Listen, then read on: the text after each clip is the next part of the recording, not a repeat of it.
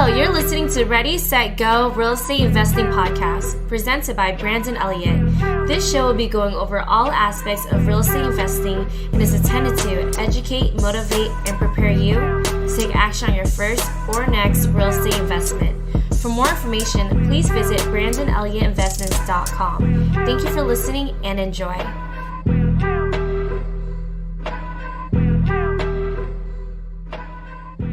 Welcome back, everyone, to Ready, Set, Go Real Estate Investing Podcast. I'm your host, Brandon Elliott. Today, we have a special guest, the man, the myth, the legend. So we're going to be diving into some awesome content today. We got Thach Nguyen in the house. What's up, brother? How we doing today? Yo. You know it's Friday, baby. It's always good on Friday. Baby's here. That's right, man. I appreciate you so much. You got a very impactful story. A lot of the stuff that you're doing on social media, as far as like you're an educator, you're a realtor, you're ground up construction building. A lot of people aren't even understanding that concept. Like we didn't even know as the altitude of where you're really at with all that stuff. But at the end of the day, you're doing a lot to give back, help out more people. You're a family man, you're a traveler. You've really built the lifestyle that you desire, right? I mean, you got the nice luxury cars. That must be a hobby for you. Yeah, you know? Of course. Yeah. So for anybody out there that doesn't know exactly like who you are or a little bit about your story, you mind just diving into it? I know you come from, a different country, being an immigrant, starting off in America, like getting started into real estate, real estate getting started in general, it can be challenging at sometimes, right? So I would love to just hear, your feedback of first getting started, and for anybody out there that doesn't know exactly who you are. Yeah, for sure. So I was born in Vietnam in 1970. My dad worked for the U.S. military in Vietnam. And in April 30th, 1975, which is recently just happened, that's when my dad got notice from his boss. They're saying that we're pulling out of Vietnam, the U.S. troops, because the Vietnamese communists is coming to invade South Vietnam. They're taking over the country. And so they said to my dad, you should leave with us. Otherwise, you're going to be captured and killed. So my dad called home and told my mom, hey, pack, what we got. Yeah, right? let's get out of here. One suitcase, and we had like $100. And we packed up. My dad said, I'm going to come home and get you guys. And at that time, my mom was 29. She was pregnant with my sister. I have 4 brothers.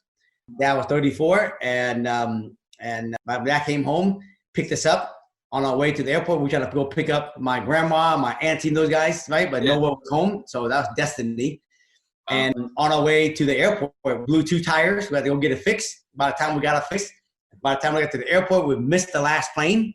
And then we got there and we called the boss. And the boss says, we got one more plane coming in for all of our main people. Why don't you guys come with us? And but make sure you don't miss it because you ain't going to be able to get on. Yeah. And so That's we got a hotel literally in Saigon. My dad stepped in the car because he didn't want nobody to steal the car. That's the only way we get to the airport. And so the next morning we got up and we met the boss at this intersection. We got into this U-Haul truck because no one know that, the city was evacuating. Yeah. And we rode in this U-Haul truck to the airport. We got into the airport and opened the door and there was chaos everywhere at the airport. And we got on the last plane and we flew out. We landed in San Diego where they shelter a lot of the refugee at Camp Pennington. That's why there's a population in San Diego with Vietnamese people. And that's why there's a big population in Orange County. Yeah. Right. We stayed in the shelter there for about a month or 2. And then we got shipped up to Washington State. And we stayed in the home shelter there for about a month or 2. Found a gentleman that was working at a shelter, Charles Zettler. He sponsored my family to come live with him. We lived with him for about 1.5 years, 2 years. And then finally, my dad got a job up more north in Seattle. And more the epicenter of Seattle, because Sumner, like 45 minutes south from the main place where I live today, which is the heart of Seattle. Sure. Okay. And so he got a job there, and then we moved up. We got a 2-bedroom, basically 1-bath house for 8 of us. Yeah. And I grew up in this area called Rainier Valley. For some of you guys, I know Seattle, and grew up like a kid, normal kid, just didn't have much welfare and food stamps and food banks. I remember going to the food bank, collecting block cheese, you know what I mean? Yeah. And a big ass cereal box about, about this big, you know what I mean? You eat for days. And so I graduated from high school in 88. I wasn't super clear on what I wanted to do, My brother was all in the aviation business, flying airplane, fixing an airplane. And I figured, right, I'm just going to try that. Didn't have a passion for it. And I was at work one day, I parked in car at this Chinese restaurant. And my friend Linda, who was working there, she's the daughter's boss. And she said, you know what? You should go get your real estate license because I'm getting mine. And I think you do good at it because you got a good mouthpiece. And so I did. I went and did it. I got my license. I was 21 years old. And in 1991, I started my real estate career.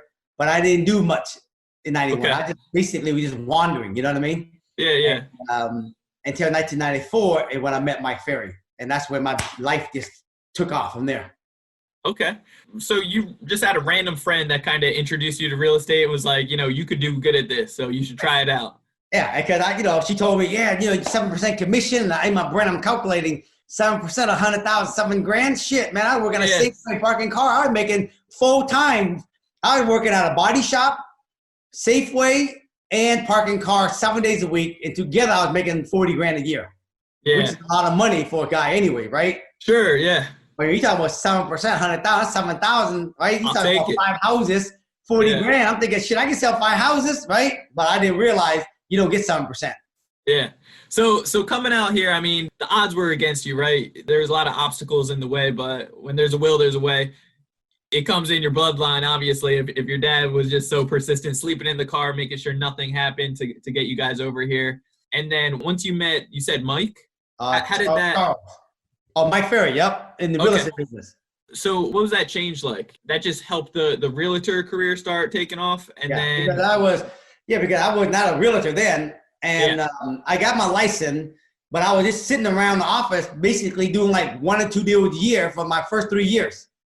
Sure. 1 or 2 deals first year, 1 or 2 deals. Plus, I was only 21. I was the youngest agent ever hired in Washington State.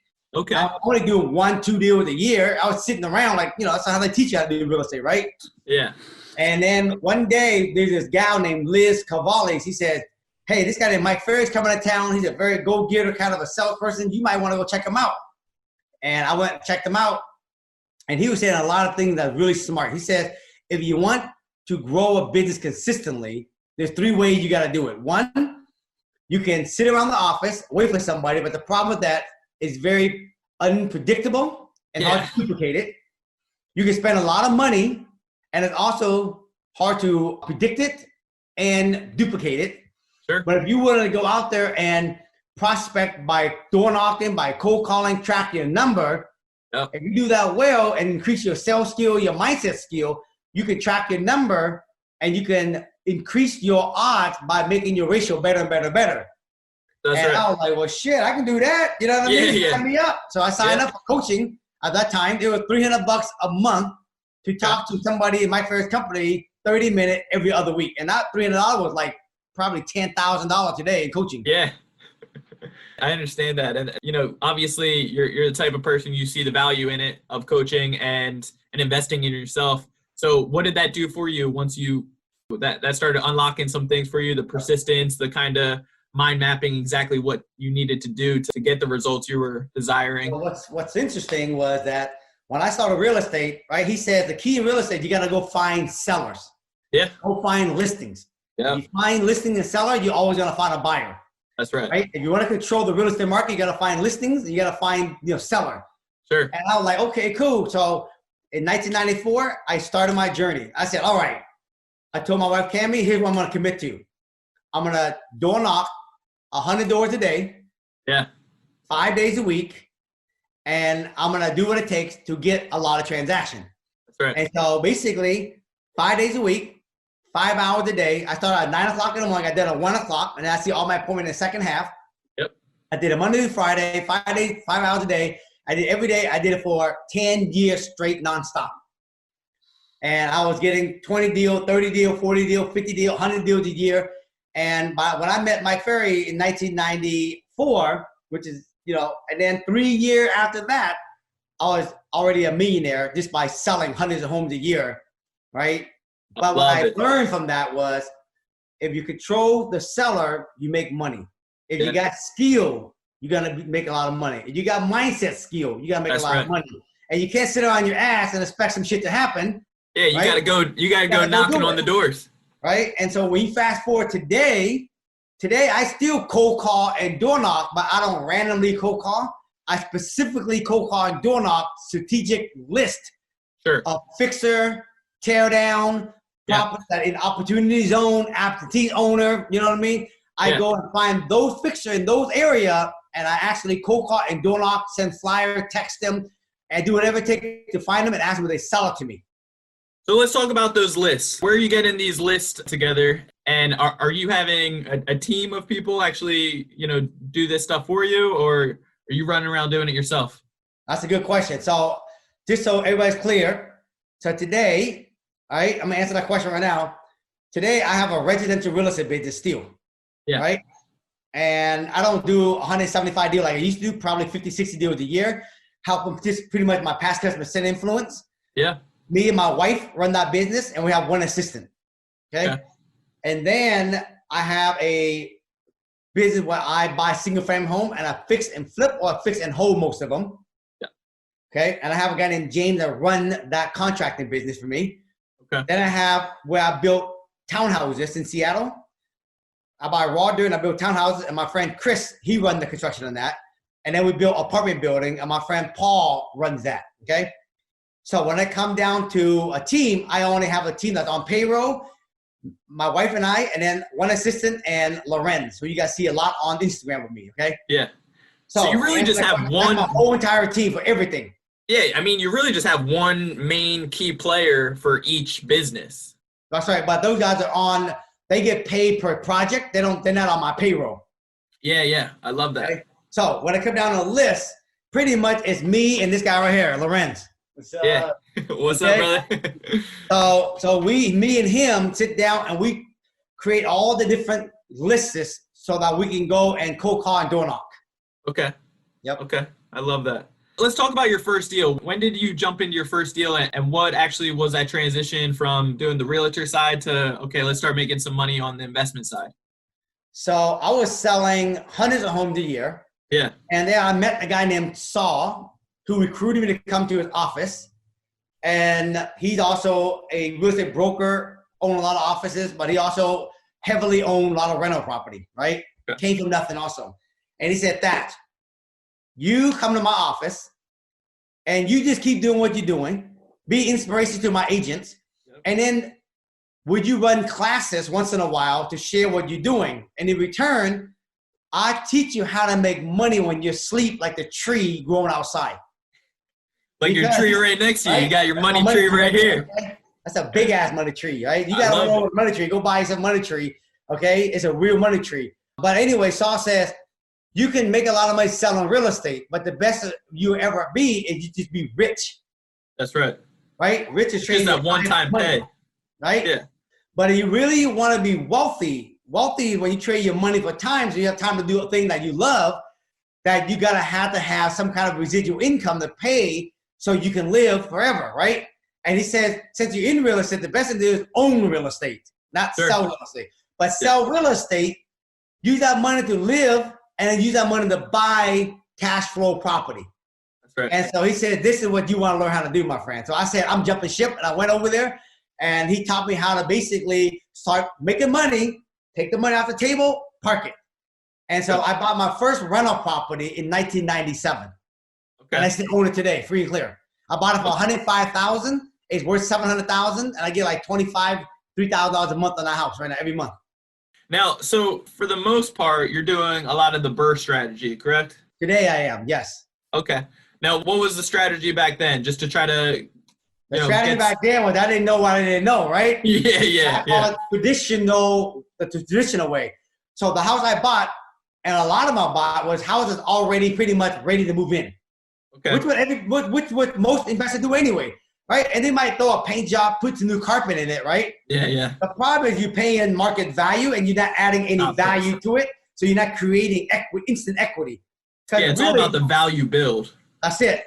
Because the true deal is when you buy the deal, not when you ever sell the deal. Exactly. So back then, I was buying property where, let's just call it today, a $700,000 house. You know, I'll go buy a house for $700, put some carpet and paint.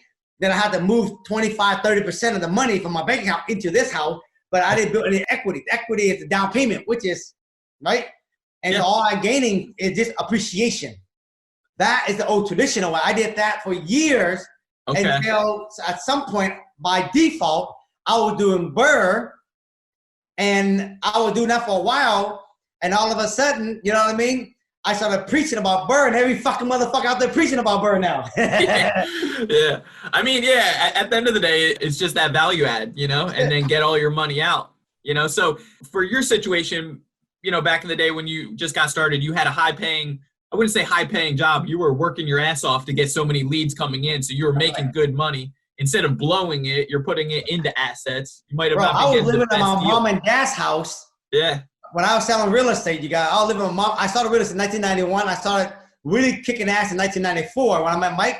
I was living in my mom and dad's house, right, until 1995 when I bought my first house, but I already owned 15 rental property already by then. Woo. Okay? That's so crazy. Me and my wife Cammy was living in my mom and dad's house. Yeah. Okay? That's called a sacrifice. That is sacrifice. I love that. And there was people talking shit about me, man. Oh, man, this guy, he's driving a Benz, you know what I mean? I don't even know the guy actually really making any money, right? And I was living with my mom and dad's house. I had a Benz and 15 property. They didn't even know that shit. Yeah. I love that. So you basically started off homeless to a certain degree in the beginning, and then now you're up to, you know, 1.2 million passively in rental, which is crazy. You know, so when you're getting these leads, I know you have a lot of moving pieces, right? You're an educator, you're giving back and helping out a lot of people get started as well. What do you believe is the biggest thing that's stopping so many people out there from actually getting started? Number one, they don't really know what they want. True. Yeah. Right? They ain't super clear. Yeah. I'll give you an example what I mean. But I'll give you an example what I mean by clear. If someone in your family had cancer and they needed $100,000 to cure them, now we have a reason to go make $100,000. That's right. Right? That why behind it. Yeah. Like how passionate are you about it? Are you going to do it or not? Yeah. So the problem is most people ain't that dope ass clear on what they want. And so when I say dope ass clear, that's what I mean by clear. You see what I'm saying? Yeah. So most people don't know exactly what they want. And so that's the beginning of everything. If you don't know exactly what you want, then you don't know what action you should take daily, what you should be learning, what you should be really researching. Sure. That's the biggest problem everybody has. No, I couldn't agree more. So with your situation, you know, as all real estate investors are just human beings, right? As we're living, we always make mistakes and a lot of learning curves along the way. I know I got screwed over about a dozen times on some of my first projects with contractors. What can you say would potentially be like one of your biggest mistakes? My biggest mistake, I got a couple of them. Number one, don't be in a hurry to try to raise capital from investor. Okay. Unless you got a track record. Sure. Unless you've done enough deal, you have super dope ass with good relationship with contractor, all the people, because you're putting your name on the line, and when a subcontractor leave your ass, then that deal fall apart, then you look like a dumbass to the investor. Okay? Yeah. My biggest deal I ever done was a 250 unit apartment building. And I haven't been in partnership with this guy who is my partner long enough. Sure. And that deal, when the market shifted in 2008, right, then I really got to really see the true person of this partner I was partnering with to do the big building. Yeah. And during that whole process, so at the end, when the building was all done, right, we were trying to sell this building, and I felt like I was getting a lot of resistance on selling it, right? When we know there's no way that's the only option we have is to sell the building. Sure. And the guy just put so much resistance, so many barrier blocks. I'm thinking, what are you fucking thinking, bro? Yeah, yeah. Right? Why are you doing that? Like 15 investor, 14 of them with my own personal friends and family. One of them was his. Yeah. And here I am fighting my own partner to do the right thing, cash the property out so we can cash our investor out. That's right. And that was my biggest life lesson. Everybody want to do syndication. Everybody want to do, investor, but they don't know shit until you're sitting late at night and you're thinking, how the hell am I going to get out of this mess? And how am I going to face the investor and tell them the fucking bad news? Yeah, yeah. See what I mean? They don't know none of that stuff, right? And then the second thing I'm going to tell you is this. I wish I would have kept a lot more of my flipping property back in the days. Okay? Because when I was younger, just like any young person, I was more competing against, my ego. Like, hey, you do 5 flip, I do 10 flip. Oh, you do 10 flip, I do 20 flip. Oh, you sell 20 home, I sell 30 home. Yeah. And it was more about bragging who does the most, when at the time, right, I was still so young, I just didn't realize, that who give a fucking shit, how many houses. Because today, I always say, the guy who flip a lot of houses that don't own shit, they're a dumb motherfucker. Dumbest, yeah. Dumbest. Yeah. If you would have hung on to all that stuff, a lot would have been paid off. I guarantee you have any flipper. What's their worst regret? They say, I should have kept more rental property. And then some of them today still don't do it. Yeah, I hear that a lot. I do. That's something that a lot of people think about last. They go for that instant gratification or that one-time paycheck, that big paycheck right up front. But of course. Because they want to live the rich lifestyle now versus sacrificing for tomorrow. That's right. That's so good. And I'm going to tell you, their community around them blow them up. So they got to keep flipping. Yeah. See, they was hanging out in my community. My community like, hey, you dumb motherfucker. You flipping 50 home a year. You ain't keeping any. You're a stupid ass. You don't got shit. If you hang around me long enough, you own it. The problem you hang around other people who flipping, they all basically pour, ego-ness on each other. Oh, bro, that's awesome. You're like the man, bro. You're like the man. Yeah. And so when the problem with people actually look at you as a man, you believe it, then you keep making those same decisions. Yeah, you shouldn't be buying those fancy cars on that one-time paycheck unless you're getting those passive income checks, right? That's so true. So how did 2008 treat you? What was that situation looking like for you at the time? That was my, what I call my graduate school called kick the motherfucking guy's ass when he's down on the ground with some steel boots. Yeah. Okay? That's the kind of shit I went through. In 2008, I lost about $4 or $5 million. I had my biggest real estate portfolio that was being yanked, the 251 unit apartment building. It's all done, leased up, and the bank won't refinance into permanent financing. Yeah. Think about that, bro. Took me 2.5, 3 years to build it. Got it all leased up, and I'm telling the bank, bro, it's all done. Switch it into permanent finance. They're like, nope, we don't want it. We need to liquefy our money, so we can't afford to have a $45 million loan right now. And I had personal guaranteed it. I had, $10 million investors' money, right? I stopped selling a lot of residential real estate, so I was bleeding, you know what I mean? I had to sell my Rolls Royce back in the days, you know what I mean? But I learned so many things. I learned about having the right partnership, making sure you're never going to bring an investor in, but you better make sure you got all your ducks in your I's and your T's crossed. Sometimes going big real fast is not the smartest thing. Yeah. Residential real estate, residential house, single family is not as bad as everybody think it is. Oh, 100 unit. Yeah, 100 units. You got to split that shit with all your investor. How much money you really making? You see what I mean? Sure. Right? But when you can do single family bird model on your own, right? You can make a lot of money doing that without the headache. Yeah, so you can sleep like a baby, right? Both. I still do both today. I do single family bird and I do big apartment building, but I'm very wise and I learned that from 2008. Yeah. That's why I said, Brandon, I said on Instagram recently, all these young guys coming out here trying to teach people how to invest in real estate, they don't know shit because they only been experienced on the good shit. Until they get their ass kicked, right? And then they can get back up and go. That's how you know they got skill and knowledge and experience to teach. But a lot of these guys who are teaching this shit, but they're fucking fake. They don't know shit yet. They haven't gone through any experience yet, right? None, baby. And good time ain't really the real teacher. It's the bad time is the real teacher. No, that's true. That's true. So with what you're teaching right now, you're helping a lot of new people for the most part, right? Kind of get started, get the BRRRR method going on, get some passive income. Yeah. But where do you kind of see that folding out to? Because I know you're doing a lot of education. You're a coach, you're a mentor, you're helping out a lot of people right now. Yeah, for me is this.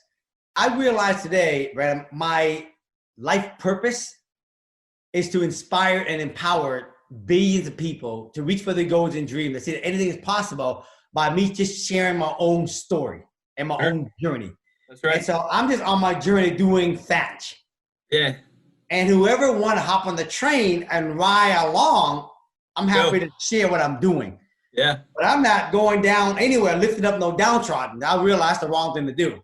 Sure. So to answer your question is one person came to me a long time ago, can you teach me? What I teach people is start with the end goal in mind. How much passive income do you really need to live comfortably? How many doors do you need, right? And then Do you have any money? If you don't have money, then you need to go sell real estate, be a wholesaler, make money so you can start buying towards the number of door you need. Sure. Right?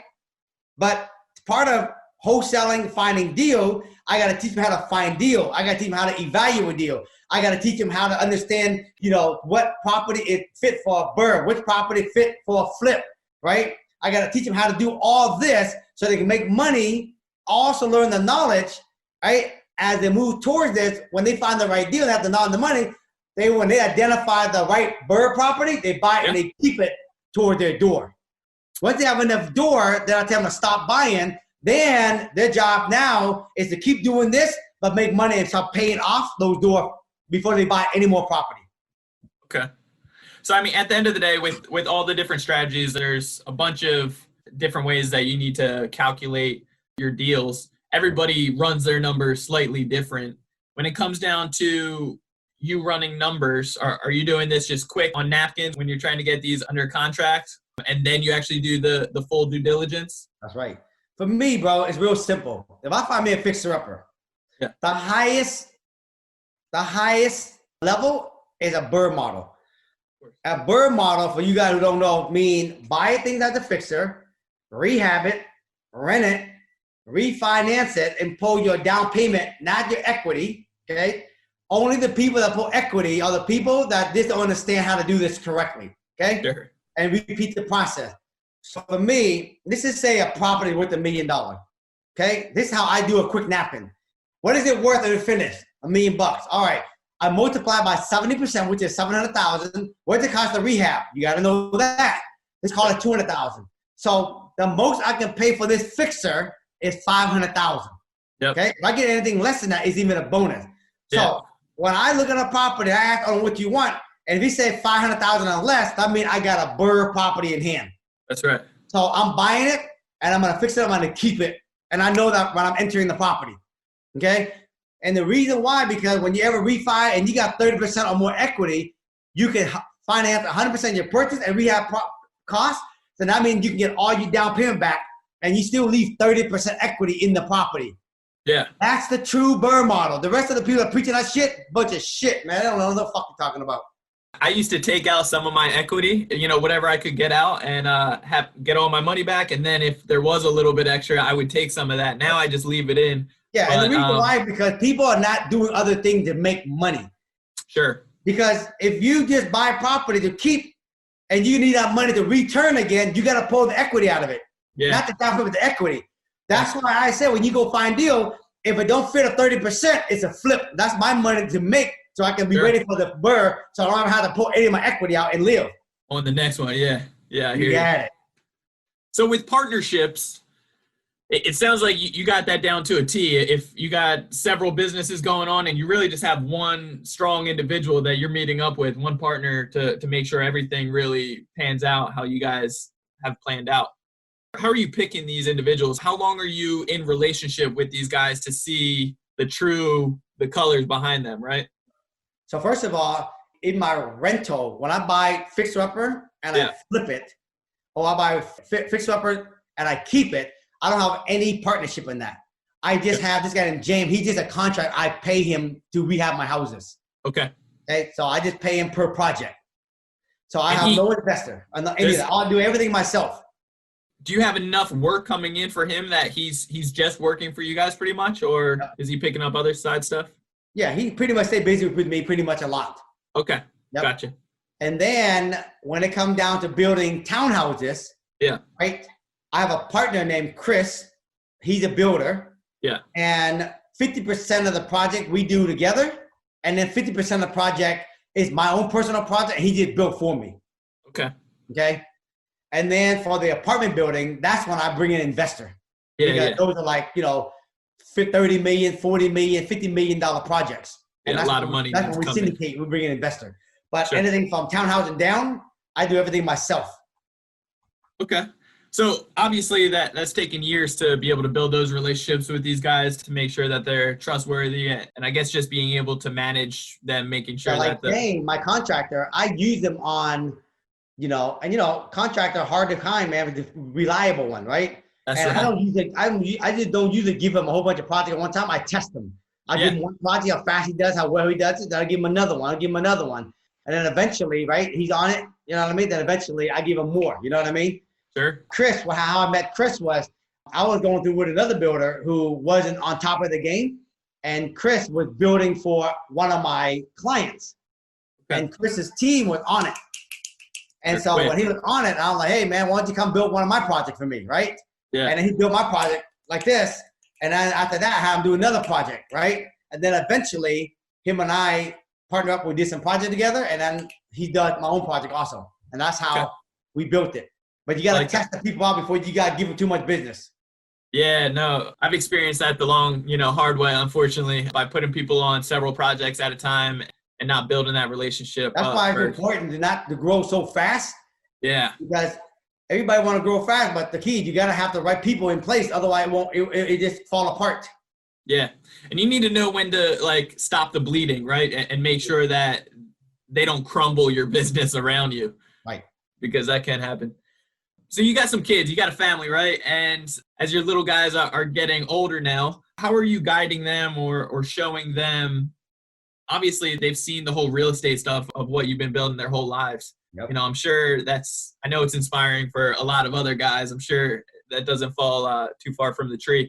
Yep. How are you guiding them to start thinking as an investor and giving them that space to be able to grow as a real estate investor? In another podcast in the past, you were talking about you set them up with a laundry coin operation. Yep. I have a 14-year-old kid and a 12-year-old kid. And so, of course, when they're young, they've always around what we do, right? And I remember my wife said to me a long time ago, when I was doing a lot of seminar, right, out there teaching a lot of people. Sure. She said, honey, I think it's great that you out there teaching other people, and I think you should continue to do that. Just don't forget about our own kids, and don't forget about home. Which is a really important thing because there's a lot of gurus out there that out there preaching to everybody out there, but then they don't take care of their home base. That's so true. Right? They don't take care of base. So I call that just basically full of shit and full of out of integrity. Right? And so one of the things we have done with my kids, we start them young and we start them with goals. Right? So for example, this last week, we asked them to reset their goal. So this is my 2020 goal. This is my 2030 goal. Right? And so I had my two boys last Sunday, right? We gave them criteria and what they got to write, right? Everybody got equity, goals for fitness and career and saving and making money, health, right? And fun, right? There's all the category. And so I asked those guys, I want you guys to take your time and I want you guys to write down by the end of the year, right? What do you guys want to accomplish in these equity by the end of the year? Yeah. Right? And we're going to talk about it on Sunday at dinner time. And so they went and Hudson pretty much wrote all of it. Russell was halfway done. And so on Sunday, we're going to go, and they also this is a schedule, right? And then my kids got a schedule. They follow a schedule too, right? And so they've been doing this for a while. And then they also do appreciation. So every day they write down what do they appreciate in their life every single day. Okay. I have that gratitude, man. I'm telling you. It's so important. And then what happened was when they were younger, about 3-4 years ago, right? They wanted to start investing in real estate, but they didn't have enough money yet. And so we said, why don't you guys take your money and you buy the washing dryer machine in the apartment building that we own, right? And they're like, okay. And so they bought it. They already got paid back already from the revenue from the coins. But now they collect about $1,500, $1,700 a month from the coins every single month from the apartment building. And we talked to them last Sunday. We're going to be building this other building coming out here soon. And they say, good. Smart move for them to invest in, right? And they gotta they gotta buy the washing dryer machine in that next building coming up soon. I love it. So how many washer and dryer machines do they have? The one building they own is basically there are two sets. There's a washing dryer on one level. There's a 3-level apartment building, and we got washing dryer on 2 to 3 level. Nice. How many units is that? 30 units. 30 units that are using those. Yeah. So there's 2 sets of them. Sure. I love it. Yeah, man, that's powerful. I think your microphone is breaking off, Brandon. Is it? Yep. Can you hear me? Yeah, I hear you, but it just it's breaking off. It's staticky. Okay. Yeah, so I think, teaching it at home is so crucial, and getting the kids started, getting them, inspired to start, figuring out what they want to do for themselves as well, and getting them started in real estate. I think that's super powerful. So what if, we're never promised tomorrow, so God forbid the worst case scenario, you weren't here tomorrow, what would you leave or kind of, leave for your kids as far as finances or like educational purpose? Like what would you tell them to go out there and do? Me and Cammie said that when we ever pass away, all our net worth, we're going to give them a small percentage of it, but the rest is going to go to charity. Okay, I love that. Okay, so they already know they're not going to get the bulk of the investment. You know what I mean? They're going to get a small percentage of it. And that's why today we really want to teach them how to go fishing versus waiting for the fish to be handed to them down the road. That's so we're right. teaching them Yeah. everything we're doing, from the mindset to appreciation, right? To invest their money, to make money, right? And we're teaching them how to do side hustle right now when they're young right now. So we want to teach them because we want them to really walk their own journey, learn how to fall, and learn how to do it themselves. Yeah. Where do you see them in the future? Like, I know they're still young. I didn't really know what the hell I wanted out of life until I was like 25, right? So what are they interested in now? Are they trying to get, some apartment buildings in the future? I know that these guys will be entrepreneur later because they already wired entrepreneur already. They're out there finding sneakers and they selling sneakers, you know what I mean? Online, right? Love it. So they already been doing that, right? They already own rental property. They understand about passive income. So they already embedded in that stuff. And then with the goal setting, everything, what they want to do, right? They're going to be entrepreneur, no question about it. I love that. How are you separating work with family? Because that's something I feel like as an entrepreneur, it's difficult to do sometimes, but then, you're put in a strain on one or the other. Yeah. So I'm going to tell you how I balance it. I have a schedule, you guys, that basically I wake up in the morning, I work out. That's my time. Like I just ran this morning. I went running this morning. I do my meditation, right? In the morning before I go to work. I write my appreciation every single day myself. And then around 9 o'clock to about 4 o'clock, somewhere in that time, I pretty much do all real estate business, okay? And then from around 4 to 5 o'clock, to 6 o'clock, that's when we used to have baseball practice with the kids, but baseball now has been on hold because of the coronavirus. But that's where I do family time, and then dinner time after that. And then after that, then Cammie and I have time, reviewing our goals and our dream. And then the weekend, I don't really work much, right? I spend time with the family. So that is pretty much 7 days a week, my schedule. So the problem why people, the entrepreneur, they don't have a balanced life because they don't have a schedule. To me, success is about balance. It's about happiness. It's about family. It's about abundance, right? And to me, that is true success. Success is about all money because there's plenty of people that have a lot of money that got poor health. There's plenty of people that got a lot of money that got poor relationship with their family, their wife, and their kids. So truly, no one should be measuring the success with money. This is a measure the success with balance. And that's why you want to have balance. You got to have it on your schedule. And my good friend Matthew Fair used to say, if you don't have it on your schedule, it's a hallucination. That's good. I love it. So Thach, I appreciate you so much, brother. I really do. How can the people get a hold of you? If they follow me on Instagram, my hashtag name is Thach Nguyen, right? And if you guys want to know about my coaching business, just go to my link. It's on my Instagram. You want to know about my YouTube channel, it's on my link in my Instagram. So if you just go to Instagram, you guys will find me there. And that's why I drop all my free information every single day there. Yes, that's awesome, man. I appreciate you so much. I really do. For anybody else that's tuning in, listening, as always, you can always check out the podcast, Ready, Set, Go, Real Estate Investing Podcast. Make sure you hit that subscribe button, leave a review. Let me know what you guys think about it. And you can follow me on Facebook.com/Brandon Elliott, REI, or Instagram, Brandon Elliott Investments, or BrandonElliottInvestments.com. So we'll catch you on the very next one. That's you, man, brother. I appreciate you so much. All right, brother. Thank you. This has been another episode of Ready, Set, Go Real Estate Investing Podcast, brought to you by Brandon Elliott. For more information, please visit BrandonElliottInvestments.com. Also, please don't forget to like, share, and leave a comment below. Thanks again for joining. Until next time, God bless.